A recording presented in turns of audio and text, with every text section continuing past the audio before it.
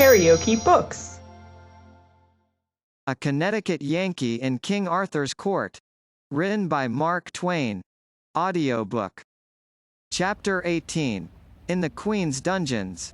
Well, I arranged all that, and I had the man sent to his home. I had a great desire to rack the executioner. Not because he was a good, painstaking and pain-giving official, for surely it was not to his discredit that he performed his functions well, but to pay him back for wantonly cuffing and otherwise distressing that young woman. The priests told me about this, and were generously hot to have him punished. Something of this disagreeable sort was turning up every now and then. I mean, episodes that showed that not all priests were frauds and self-seekers, but that many, even the great majority, of these that were down on the ground among the common people, were sincere and right-hearted, and devoted to the alleviation of human troubles and sufferings. Well, it was a thing which could not be helped, so I seldom fretted about it, and never many minutes at a time. It has never been my way to bother much about things which you can't cure. But I did not like it, for it was just the sort of thing to keep people reconciled to an established church.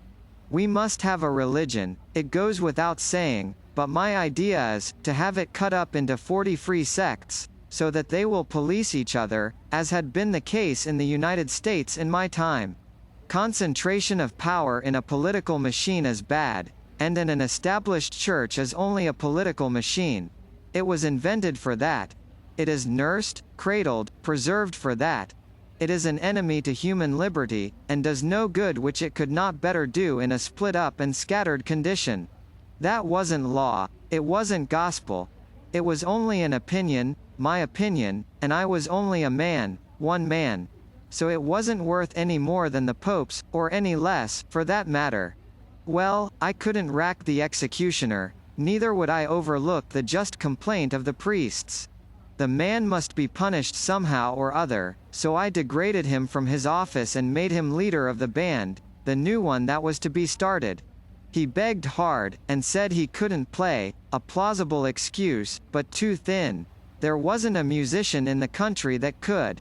The Queen was a good deal outraged, next morning when she found she was going to have neither Hugo's life nor his property. But I told her she must bear this cross, that while by law and custom she certainly was entitled to both the man's life and his property, there were extenuating circumstances, and so in Arthur the king's name I had pardoned him. The deer was ravaging the man's fields, and he had killed it in sudden passion, and not for gain, and he had carried it into the royal forest in the hope that that might make detection of the misdoer impossible. Confound her, I couldn't make her see that sudden passion is an extenuating circumstance in the killing of venison, or of a person. So I gave it up and let her sulk it out. I did think I was going to make her see it by remarking that her own sudden passion in the case of the page modified that crime.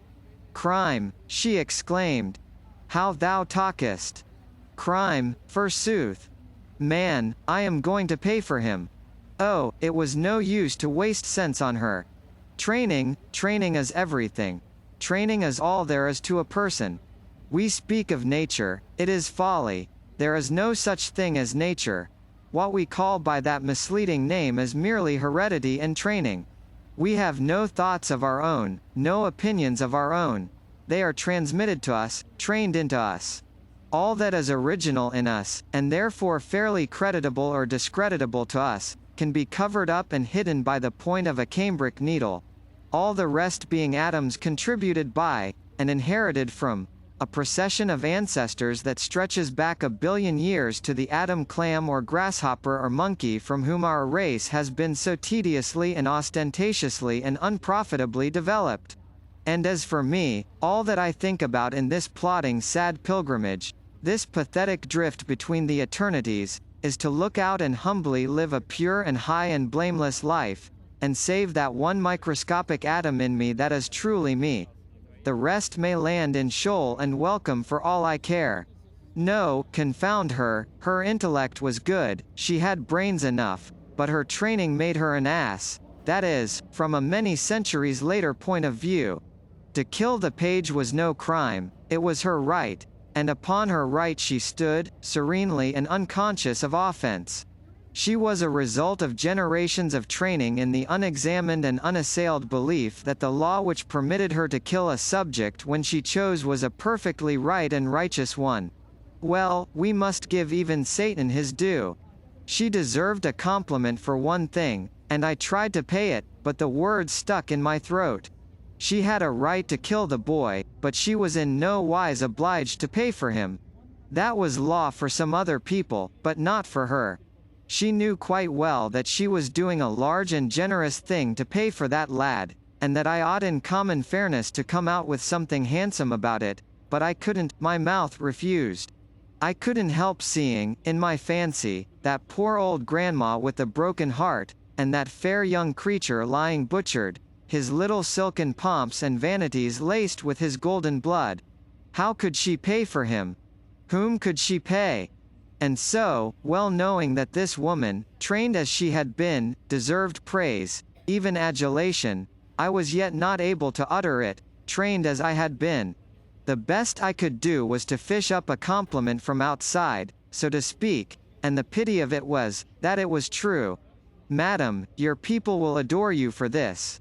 Quite true, but I meant to hang her for it some day if I lived. Some of those laws were too bad, altogether too bad. A master might kill his slave for nothing, for mere spite, malice, or to pass the time. Just as we have seen that the crowned head could do it with his slave, that is to say, anybody. A gentleman could kill a free commoner, and pay for him, cash or garden truck. A noble could kill a noble without expense, as far as the law was concerned, but reprisals in kind were to be expected. Anybody could kill somebody, except the commoner and the slave. These had no privileges. If they killed, it was murder, and the law wouldn't stand murder.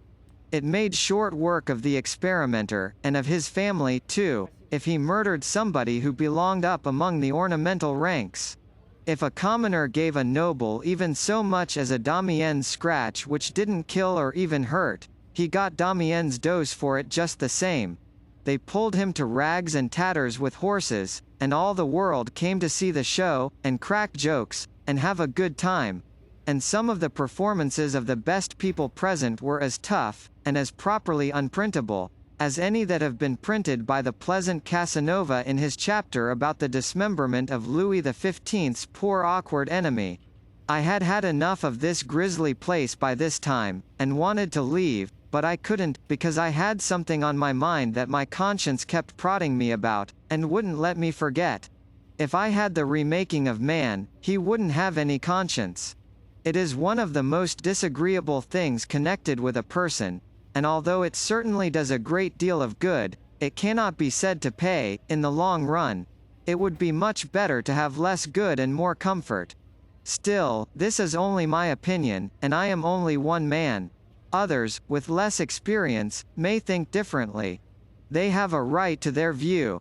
I only stand to this. I have noticed my conscience for many years, and I know it is more trouble and bother to me than anything else I started with. I suppose that in the beginning I prized it, because we prize anything that is ours, and yet how foolish it was to think so. If we look at it in another way, we see how absurd it is. If I had an anvil in me, would I prize it? Of course not. And yet when you come to think, there is no real difference between a conscience and an anvil, I mean for comfort. I have noticed it 1,000 times. And you could dissolve an anvil with acids, when you couldn't stand it any longer, but there isn't any way that you can work off a conscience, at least so it will stay worked off. Not that I know of, anyway. There was something I wanted to do before leaving, but it was a disagreeable matter, and I hated to go at it. Well, it bothered me all the morning. I could have mentioned it to the old king, but what would be the use? He was but an extinct volcano. He had been active in his time, but his fire was out, this good while. He was only a stately ash pile now. Gentle enough, and kindly enough for my purpose, without doubt, but not usable. He was nothing, this so-called king. The queen was the only power there. And she was a Vesuvius. As a favor, she might consent to warm a flock of sparrows for you. but then she might take that very opportunity to turn herself loose and bury a city. However, I reflected that as often as any other way, when you are expecting the worst, you get something that is not so bad, after all. So I braced up and placed my matter before Her Royal Highness. I said I had been having a general jail delivery at Camelot and among neighboring castles, and with her permission I would like to examine her collection, her bric-a-brac, that is to say, her prisoners. She resisted, but I was expecting that. But she finally consented. I was expecting that, too, but not so soon. That about ended my discomfort. She called her guards and torches, and we went down into the dungeons. These were down under the castle's foundations, and mainly were small cells hollowed out of the living rock. Some of these cells had no light at all.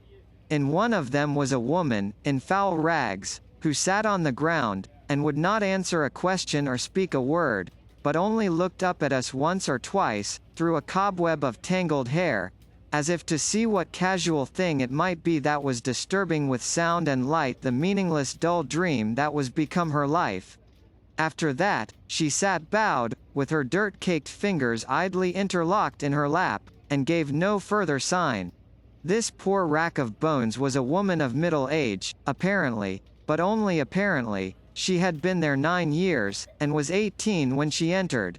She was a commoner, and had been sent here on her bridal night by Sir Bruce Sanspite, a neighbouring lord whose vassal her father was, and to which said lord she had refused what has since been called le droit du seigneur, and, moreover, had opposed violence to violence and spilt half a gill of his almost sacred blood. The young husband had interfered at that point, believing the bride's life in danger, and had flung the noble out into the midst of the humble and trembling wedding guests, in the parlour, and left him there astonished at this strange treatment, and implacably embittered against both bride and groom. The said lord being cramped for dungeon room had asked the queen to accommodate his 2 criminals, and here in her Bastille they had been ever since. Hither, indeed, they had come before their crime was an hour old, and had never seen each other since. Here they were, kennelled like toads in the same rock.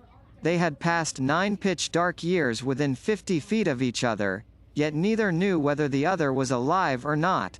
All the first years, their only question had been, asked with beseechings and tears that might have moved stones, in time, perhaps, but hearts are not stones, is he alive?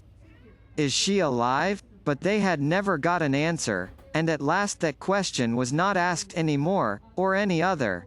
I wanted to see the man, after hearing all this. He was 34 years old, and looked 60. He sat upon a squared block of stone, with his head bent down, his forearms resting on his knees, his long hair hanging like a fringe before his face, and he was muttering to himself. He raised his chin and looked us slowly over, in a listless dull way, blinking with the distress of the torchlight, then dropped his head and fell to muttering again and took no further notice of us. There were some pathetically suggestive dumb witnesses present. On his wrists and ankles were cicatrices, old smooth scars, and fastened to the stone on which he sat was a chain with manacles and fetters attached. But this apparatus lay idle on the ground, and was thick with rust. Chains cease to be needed after the spirit has gone out of a prisoner. I could not rouse the man, so I said we would take him to her, and see, to the bride who was the fairest thing in the earth to him, once, roses, pearls, and dew made flesh, for him. A wonder work, the master work of nature. With eyes like no other eyes, and voice like no other voice, and a freshness, and lithe young grace, and beauty, that belonged properly to the creatures of dreams, as he thought, and to no other. The sight of her would set his stagnant blood leaping, the sight of her. But it was a disappointment. They sat together on the ground and looked dimly wondering into each other's faces a while, with a sort of weak animal curiosity, then forgot each other's presence, and dropped their eyes, and you saw that they were away again and wandering in some far land of dreams and shadows that we know nothing about. I had them taken out and sent to their friends. The Queen did not like it much. Not that she felt any personal interest in the matter, but she thought it disrespectful to Sir Bruce Sanspite. However, I assured her that if he found he couldn't stand it I would fix him so that he could. I set 47 prisoners loose out of those awful rat holes, and left only one in captivity. He was a lord, and had killed another lord, a sort of kinsman of the Queen. That other lord had ambushed him to assassinate him, but this fellow had got the best of him and cut his throat. However, it was not for that I left him jailed, but for maliciously destroying the only public well in one of his wretched villages. The Queen was bound to hang him for killing her kinsman, but I would not allow it. It was no crime to kill an assassin. But I said I was willing to let her hang him for destroying the well, so she concluded to put up with that, as it was better than nothing. Dear me, for what trifling offences the most of those 47 men and women were shut up there. Indeed, some were there for no distinct offence at all, but only to gratify somebody's spite, and not always the Queen's by any means, but a friend's. The newest prisoner's crime was a mere remark which he had made. He said he believed that men were about all alike, and one man as good as another, barring clothes. He said he believed that if you were to strip the nation naked and send a stranger through the crowd, he couldn't tell the king from a quack doctor, nor a duke from a hotel clerk. Apparently here was a man whose brains had not been reduced to an ineffectual mush by idiotic training. I set him loose and sent him to the factory. Some of the cells carved in the living rock were just behind the face of the precipice, and in each of these an arrow slit had been pierced outward to the daylight, and so the captive had a thin ray from the blessed sun for his comfort. The case of one of these poor fellows was particularly hard. From his dusky swallow's hole high up in that vast wall of native rock he could peer out through the arrow slit and see his own home off yonder in the valley, and for 22 years he had watched it, with heartache and longing, through that crack. He could see the lights shine there at night, and in the daytime he could see figures go in and come out, his wife and children, some of them, no doubt, though he could not make out at that distance. In the course of years he noted festivities there, and tried to rejoice, and wondered if they were weddings or what they might be. And he noted funerals, and they wrung his heart. He could make out the coffin, but he could not determine its size, and so could not tell whether it was wife or child. He could see the procession form, with priests and mourners, and move solemnly away, bearing the secret with them.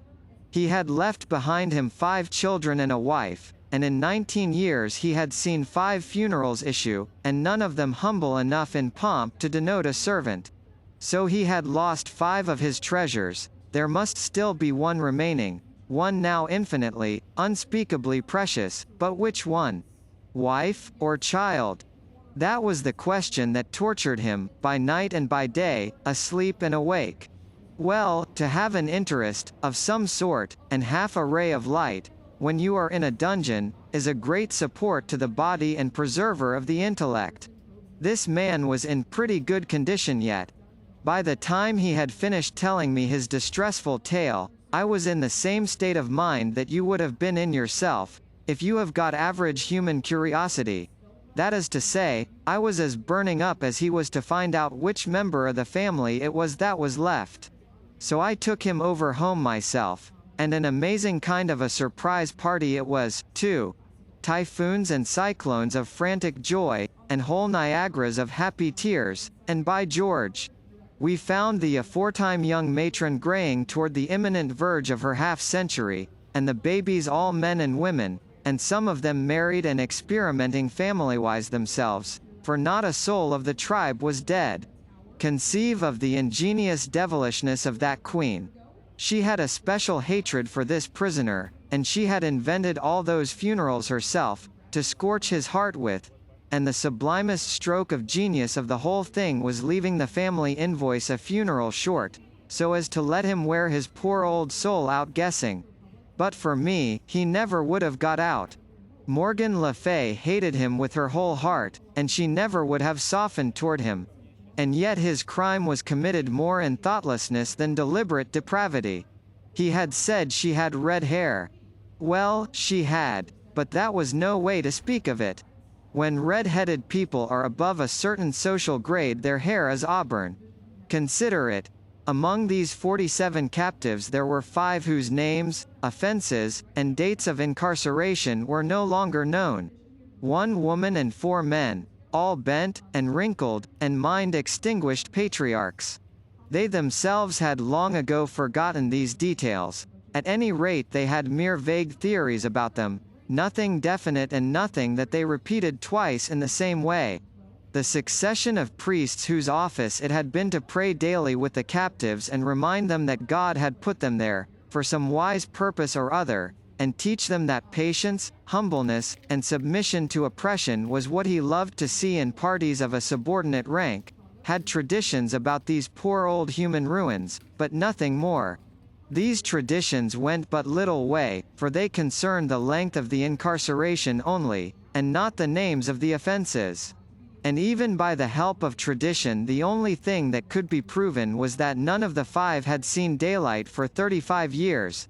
How much longer this privation has lasted was not guessable. The king and the queen knew nothing about these poor creatures, except that they were heirlooms, assets inherited, along with the throne, from the former firm. Nothing of their history had been transmitted with their persons, and so the inheriting owners had considered them of no value, and had felt no interest in them. I said to the queen, "Then why in the world didn't you set them free?" The question was a puzzler. She didn't know why she hadn't, the thing had never come up in her mind. So here she was, forecasting the veritable history of future prisoners of the Castle Diff, without knowing it. It seemed plain to me now, that with her training, those inherited prisoners were merely property, nothing more, nothing less. Well, when we inherit property, it does not occur to us to throw it away, even when we do not value it. When I brought my procession of human bats up into the open world and the glare of the afternoon sun, previously blindfolding them, in charity for eyes so long untortured by light, they were a spectacle to look at. Skeletons, scarecrows, goblins, pathetic frights, every one. Legitimatest possible children of monarchy by the grace of God and the established church. I muttered absently. I wish I could photograph them. You have seen that kind of people who will never let on that they don't know the meaning of a new big word. The more ignorant they are, the more pitifully certain they are to pretend you haven't shot over their heads. The Queen was just one of that sort, and was always making the stupidest blunders by reason of it. She hesitated a moment, then her face brightened up with sudden comprehension, and she said she would do it for me. I thought to myself, she? Why, what can she know about photography? But it was a poor time to be thinking. When I looked around, she was moving on the procession with an axe. Well, she certainly was a curious one, was Morgan Le Fay. I have seen a good many kinds of women in my time, but she laid over them all for variety. And how sharply characteristic of her this episode was. She had no more idea than a horse of how to photograph a procession, but being in doubt, it was just like her to try to do it with an axe. KaraokeBooks.